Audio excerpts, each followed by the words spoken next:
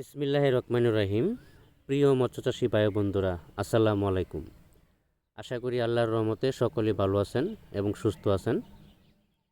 আমার এই ছোট্ট ভিডিওটি দেশ এবং প্রবাস থেকে যে যেখান থেকে বসে দেখতে পাচ্ছেন, ভিডিওটি ভালো লাগলে একটি সাবস্ক্রাইব করে রাখবেন পরবর্তী নতুন ভিডিও দেখার জন্য। আজকে আমি আলোচনা করব অরিজিনাল থাই পাঙ্গাস মাছের সম্পর্কে।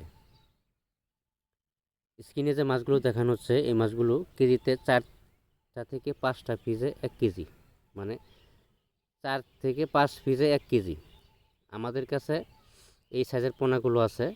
আরেকটা হলো কেজিতে 200, 250, 150 এই সাইজের পোনাগুলো আছে। অর্থাৎ এই পোনাগুলো পুরান পোনা, নতুন বছরের পোনানো বের হয় নাই। নতুন বছরের পোনা বের হয়েছে আপনার, যেমন ধরেন তেলাপিয়া মাছের পোনা এবং কি গ্রাস কাপ মাছের পোনা। এই বাংলা কিছু পোনাগুলো বের হয়েছে। মনুসেক্স তেলাপিয়া আছে, দেওয়া যাবে আপনাদেরকে।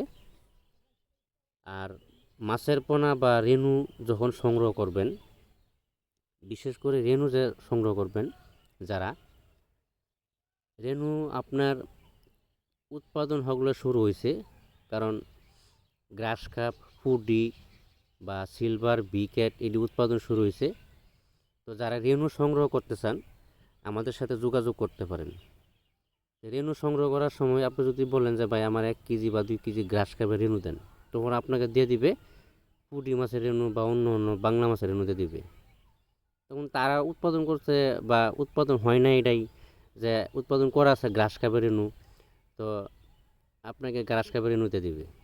তো এইসব বিষয়ে যে কিছু চক্র আছে, এই চক্র থেকে সাবধান থাকবেন।